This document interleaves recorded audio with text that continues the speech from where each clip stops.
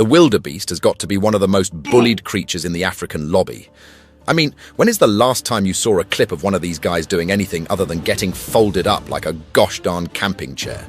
So today, we will go through all of the biggest threats a wildebeest will face throughout its ridiculously hard life. Spoiler alert, it gets rather brutal. Now, the first existential threat you will face is literally being born a wildebeest in the first place. From the get-go, you are severely nerfed and basically anything could spawn kill you in an instant. So you basically just have to pray your mother chose a good spawn point, because she ain't gonna do shit as far as protecting you. Any sign of real danger, and she will skedaddle real quick. And this level of defenselessness, you will have to live with for the next 6 to 8 months. After that, you will get much more independent, and you can at least run away from danger more effectively. Now, one of the more dominant threats you will have to deal with your entire life is the presence of lions. These big kittens have literally spent the last 10,000 years evolving into something specifically designed to end the life of confused, grass-powered NPCs, such as yourself, in the most efficient way possible. By the time you are grown, you have probably already seen multiple family members getting a severe and absolute humbling by one of these big cats, and for the most part, there is literally nothing you can do to defend yourself. If the lion gets a hold of your neck, as seen in this instance, you might as well start to vibe to the trumpets because they will get loud, and you are not getting away at that point. The best strategy the wildebeest have come up with is staying in large herds. This will reduce the chance of you getting singled out a lot, but it is still not a guarantee at all. Although this strategy is actually a very proven survival method, which a lot of animals have deployed successfully, both on land, water, and even in the air. So for the species, it's a good strat. For you, it is basically just a game of chance. And lions are just one single piece of the incredibly sinister puzzle when it comes to predators that want a piece of you. Leopards, for example, are yet another cat that you have to watch out for. Although leopards are not really that big, so they usually stay safe and target smaller prey, but a leopard will still target weaker, sick, or smaller individuals, and they most definitely have the strength to overpower you on their own, as seen here. Now, this one has just been on a long swim over the Mara River, which, by the way, is literal hell on earth for a wildebeest, but more on that later in the video. Now, one predator you might have thought you could deem kinda harmless is the cheetah.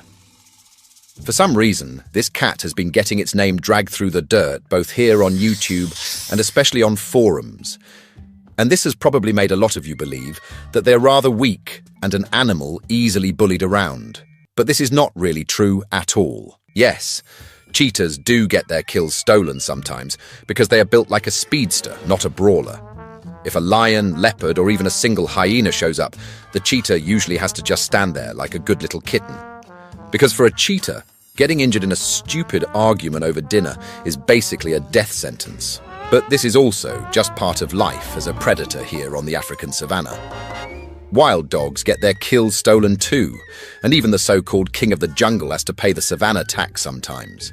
And for cheetahs, it is far from some massive problem. One Serengeti study found they only actually lost around 11% of their kills to lions and hyenas, which is not exactly the career-ending disaster people make it out to be. Anyways, now that their reputation is somewhat restored, let's get into why and how they are a problem for wildebeest. You see, while these cats are best known for going solo, taking down smaller prey like gazelles, male cheetah coalitions are a completely different story. Because when 3 or 4 male cheetahs work together, they can suddenly start punching way above their weight class. A grown wildebeest is still a very ambitious target, and definitely not the average cheetah snack. But, as seen here, it is absolutely possible. One cheetah can start the chase and force the wildebeest into panic mode, while the others help pressure it from different angles. And this is where people often misunderstand cheetahs. Being bad at defending a carcass is not the same as being bad at killing things.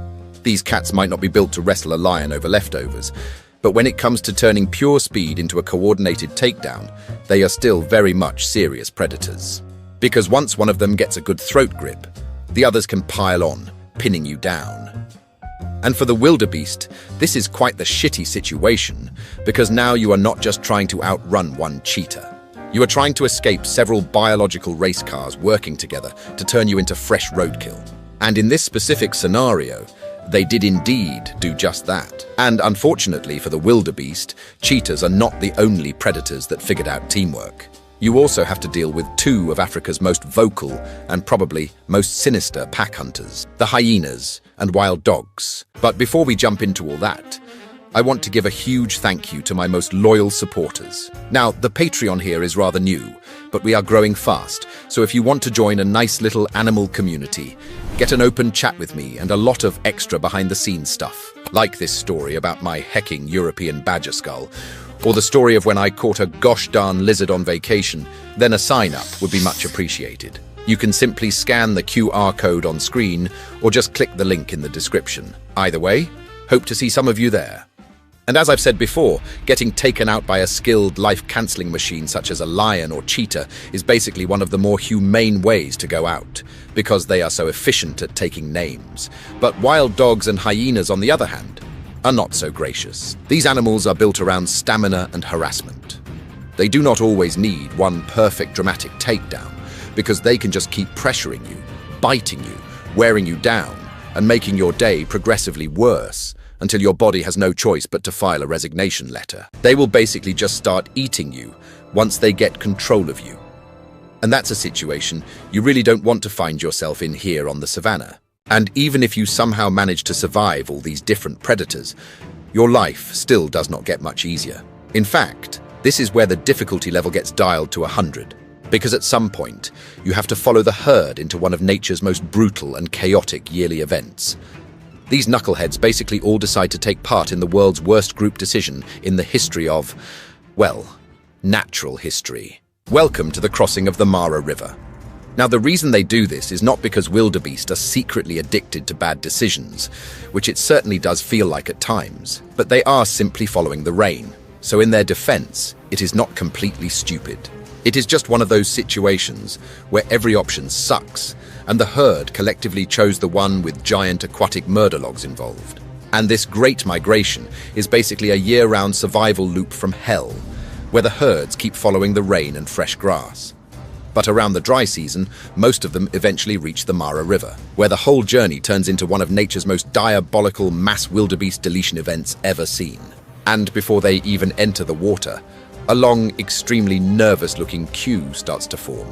Thousands of wildebeest gather at the edge, staring at the river, like they all know this is one horrendous idea. But eventually, one brave, slightly confused or peer-pressured individual jumps in first. Then the rest of the herd just follows like gosh darn sheep. It's like when us humans are waiting at a red light to cross the street, then suddenly a random dude just walks over before it turns green. And suddenly, everyone decides traffic laws and self-preservation are both optional, and follows him to a potential early life resignation with no second thought. But for the wildebeest, the consequences are far more catastrophic, as they are pretty much swimming straight into gosh darn dinosaurs. The crocs don't even bother chasing them, because they know some dumbass will just swim into their mouth at some point. And even if you make it across in one piece, there are other predators waiting for you there too. Now, the most ironic thing about this whole crossing event is that the predators involved here do not stand for the most casualties. You see, on average, over 6,000 wildebeest either drown or get hecking trampled here every year. And the scenes further down the river can get quite sinister. This means that if we take away all the life-cancelling machines, these guys will still find a way to cut down their population on their own. So overall, I would say that the life of a wildebeest on the African savannah must be one of the hardest lives to be born into on Earth. Anyways, that's all for today. And as some of you may know, I'm still in the middle of moving, so balancing that with YouTube has been rather difficult, but I'm back to full force in a few weeks. Anyways, see you next Saturday.